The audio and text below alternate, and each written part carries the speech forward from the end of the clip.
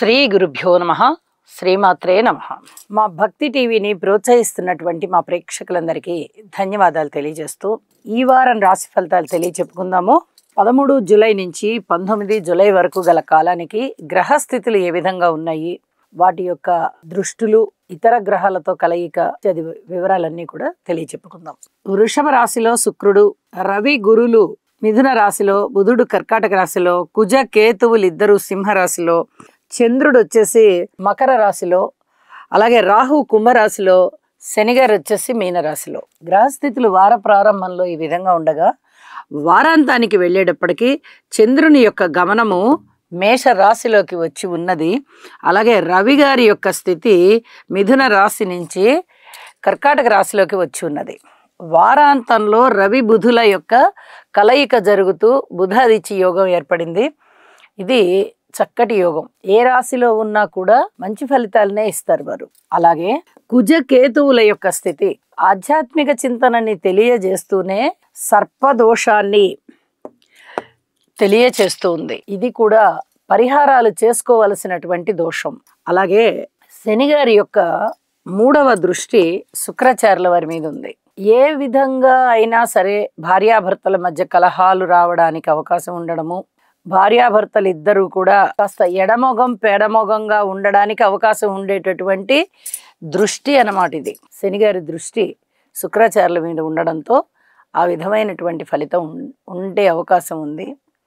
అలాగే రవి గురుల కలయిక మనము ఇప్పటికే నెల రోజుల నుంచి చెప్పుకుంటున్నాం. గురు మూఢమి కింద లెక్క అని. గురు రవిల కలయిక వల్ల గురువు గారి యొక్క ఆ బ్రైట్నెస్ ఏదైతే ఉందో అది తగ్గిపోతుంది అన్నమాట. రవి గారి యొక్క కాంతి కిరణాలలో గురువు కప్పబడిపోతారు అని చెప్పి మనకి ఈ శాస్త్రం తెలియజెప్తుంది. ఎవరితో కలిస్తే వాళ్ళతో అస్తంగత్వ దోషం అబ్బుతుందన్నమాట. రవి ఎవరితో కలిసినా కూడా అలా ఉంటుంది. ఆ తదుపరి గురువు గారి యొక్క 9వ దృష్టి రాహు మీద ఉంది. నాస్తిక భావాల్ని విడనాడేటట్టు చేస్తుంది, లేదా అప్పటి వరకు నాస్తిక భావాలు ఉన్న వాళ్ళని కాస్త ఆ భావాల నుంచి మళ్ళిస్తుంది. పరస్పర విరుద్ధమైనటువంటి భావాలు ఏర్పడుతూ ఉంటాయి. గురు రాహువుల యొక్క కలయిక కానీ దృష్టి కానీ నాస్తిక భావాలని ఈయనే ఉత్తేజింపజేస్తారు. అలాగే మళ్ళీ వాళ్ళనే రియలైజ్ చేస్తారు. అలాంటి పరిస్థితులు ఉంటాయి. ఇక చంద్ర బుధుల యొక్క పరస్పర దృష్టి కనిపిస్తూ ఉంది. అయితే ఇది చాలా మంచిది అనేది చెప్పడానికి రాదు. ఈ చంద్రబుధుల కలయిక వల్ల చంద్రుడు తన స్వస్థానాన్ని చూసుకుంటూ ఉన్నారు కాబట్టి ఇక్కడ కొంతవరకు మేలు జరిగేటటువంటి పరిస్థితి కనిపిస్తుంది. అలాగే ఈ చంద్రబుధుల కలయికలో వ్యాపారానికి సంబంధించినటువంటి ఆలోచనలు బాగా వృద్ధి అవుతూ ఉంటాయి. కాకపోతే అవి ప్రణాళికలకే పరిమితం అవుతూ ఉంటాయి. ఇలాంటి పరిస్థితి ఇక్కడ కనిపిస్తూ ఉంది. ఇక వారాంతంలోకి వెళ్ళేటప్పటికి బుధాదిత్య యోగం చెప్పుకుని ఉన్నాం కదా. ఇక కుజుని యొక్క రాహు మీద దృష్టి 7వ దృష్టి కానీ, శనిగారి మీద ఉండేటటువంటి 8వ దృష్టి కానీ వార ప్రారంభంలోనూ ఉంది, అలాగే వారాంతంలో కూడా ఉంది. ఇంకా గ్రహాలు మారలేదు కాబట్టి వారాంతంలోనూ ఉంది. వీటికి తప్పనిసరిగా పరిహారాలు చేసుకోవాల్సిందే. ఎందుకంటే ఈ కుజ కేతు కలయిక కానీ, కుజ రాహు దృష్టులు కానీ కలయికలు కానీ, కుజ శని దృష్టులు కానీ కలయికలు కానీ చాలా ఇబ్బంది పెడతాయి మనుషుల్ని. ఎంత ఇబ్బంది పెడతాయంటే అయ్యే పనులు ఆగిపోవడం, పనులు మొండిన పడడం, ఎంత ధనము ఖర్చు పెట్టవలసి రావడం, అలాగే పూర్తిగా ఆటంకాలు ఏర్పడిపోవడం అన్నమాట. అలాగే అనారోగ్యం సూచించడం, ఇవన్నీ కూడా ఉంటాయి. ఎవరి జన్మ జాతకంలో అయితే ఇలాంటి గ్రహస్థితులు కూడా ఉన్నాయో వారు కొంచెం జాగ్రత్త పడండి. అంటే కుజుని దృష్టి రాహు మీద కానీ, లేదా శనిగారి మీద కానీ, శనిగారి దృష్టి శుక్రాచార్యుల వారి మీద కానీ ఇలా ఉన్నప్పుడు తప్పనిసరిగా స్తోత్ర పరిహారాలు చేసుకోండి. వీలైతే నవగ్రహ హోమం చేసుకోండి. లేని పక్షంలో ఈ కుజ కేతు శని రాహు శుక్ర ఈ 5 గ్రహాలకి తప్పనిసరిగా స్తోత్ర పారాయణాలు చేసుకోండి. దానికి తగిన ధాన్యాన్ని కూడా దానం చెయ్యండి అని చెప్పి తెలియజేస్తూ ఉన్నాను. ఇక రాసుల్లోకి వెళ్దాము. మేషరాశి వారికి ఈ వారం రోజుల యొక్క గ్రహస్థితుల పరిశీలనలో 5 గ్రహాల యొక్క ఉన్నతి చాలా చాలా బాగుంది అని చెప్పి తెలియచెప్పడం జరుగుతోంది. చాలా మేషరాశికి ద్వితీయంలో శుక్రాచార్యుల వారు, తృతీయంలో రవి గారు, చతుర్థంలో బుధుడు, అలాగే దశమంలో చంద్రుడు, ఏకాదశంలో రాహువు. ఎంత బ్రహ్మాండమైన గ్రహస్థితులండి. అనుకున్న పనులు అనుకున్నట్టుగా అయిపోతాయి. ఊహించని విధంగా లాభాలు వస్తాయి. ఉద్యోగ జీవితంలో చాలా చాలా ఉన్నతి ఉంటుంది. వ్యాపారస్తుల మటుకు చాలా వరకు ప్రణాళికలు వేసుకుంటారు. అవి అమలు చేయడం కొంచెం ఏమన్నా ఆలస్యం అయ్యే అవకాశం ఉంది. పరిహారాలు చేసుకోండి తప్పనిసరిగా. అలాగే స్థాన చలనానికి చాలా వరకు అవకాశాలు ఉన్నాయి. మీ మాట తీరు బాగుంటుంది. సంపదలు వృద్ధి అయ్యేటటువంటి అవకాశం కనిపిస్తుంది.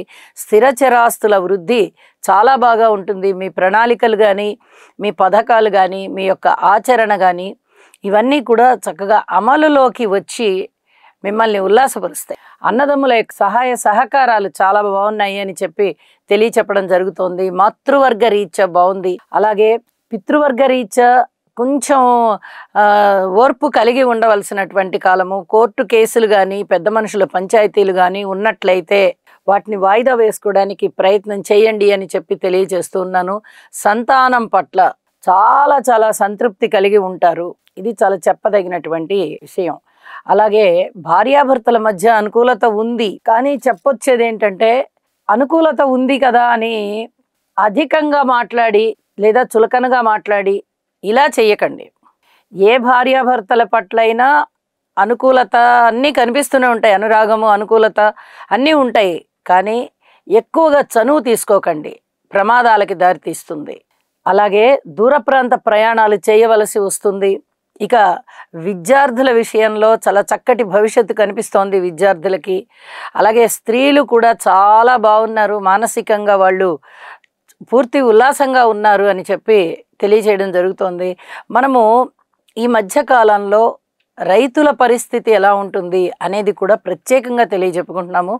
రైతులకి చాలా చాలా బాగుంది. ఇది చెప్పదగినటువంటి సూచనగా తెలియచేస్తూ ఉన్నాను. ఇక కార్మికులు, కర్షకులు, నేత పనివారు, చేతి వృత్తుల వారు ఇత్యాది వారందరికీ కూడా కొంచెం కాయ కష్టం పెరుగుతోంది అని చెప్పి తెలియజేస్తున్నాను. ఉద్యోగస్తుల విషయంలో అయితే వెనక్కి తిరిగి చూడక్కర్లేదు. అంత అద్భుతంగా ఉందన్నమాట ఉద్యోగ పరిస్థితి. ఉద్యోగంలో ఉన్నతి ఉంది. పై అధికారుల యొక్క మెప్పు పొందేటట్టుగా ఉంది. ప్రశంసలు పొందేటట్టుగా ఉంది. ఈ విధంగా అన్ని రకాలుగాను ఉద్యోగ జీవితం బాగుంది ఉద్యోగస్తులకి అని చెప్పి తెలియజేస్తూ ఉన్నాను. ద్రవ్య లాభాలు, వస్తు లాభాలు, అలాగే ఇప్పటి వరకు మీరు ఏమన్నా వస్తువులు పోగొట్టుకొని ఉన్నట్టయితే బాగా విలువైన వస్తువులు, ఆ వారం మీకు ఇప్పుడు మళ్ళీ లబ్ధి కలగడం, ఇవన్నీ కూడా చాలా చాలా బాగున్నాయి అని చెప్పి తెలియజేస్తున్నాను. రాజకీయ నాయకులకు కూడా బాగుంది. ఇక వారాంతంలోకి వెళ్ళేటప్పటికీ చంద్రుని యొక్క స్థితి రాశిలోకి వచ్చింది. రవి గారి యొక్క స్థితి బుధ ఆదిత్యం యోగంలోకి వెళ్ళిపోయింది, 4వ స్థానంలోకి వెళ్ళి. అంటే ఇక్కడ బుధాదిత్య యోగం బాగా పనిచేస్తుంది. రవి 4వ స్థానంలో అంత బాగా ఫలితాలను ఇవ్వరు. అయితే చంద్రుని యొక్క స్థితి చాలా చాలా బాగుంటూ ఉన్న కారణం చేత అసలు ఈ వారం రోజుల యొక్క గ్రహస్థితులే అమోఘంగా ఉన్నాయి. ఏమి ఇబ్బంది పడాల్సిన పనే లేదు. దానికి తోడుగా చంద్రుడు దశమంలోంచి రాశిలోకి వచ్చారు. ఈ రాశిలోకి వచ్చేటప్పటికి మరింత ప్రయోజనాలు ఉంటాయి. మాతృవర్గ రీత్యా విపరీతమైన లాభాలు ఉంటాయి. ఆరోగ్యరీత్యా విపరీతమైనటువంటి ఆరోగ్యం, అంటే అనారోగ్యం పూర్తిగా తగ్గిపోయి ఆరోగ్యం చేకూరడం అన్నమాట. ఆరోగ్యం విపరీతం అనేది ఎక్కడ ఉండదు. చక్కగా ఆరోగ్యవంతులుగా ఉంటారు. ఇది పూర్తిగా చెప్పదగ్గ సూచనలు అని చెప్పి తెలియజేస్తూ ఉన్నాను. పరిహారాలు ఏవైతే చెప్పి ఉన్నానో అవి తప్పనిసరిగా చేసుకోండి. మరింతగా మీకు వృద్ధి ఉంటుంది. శుభం.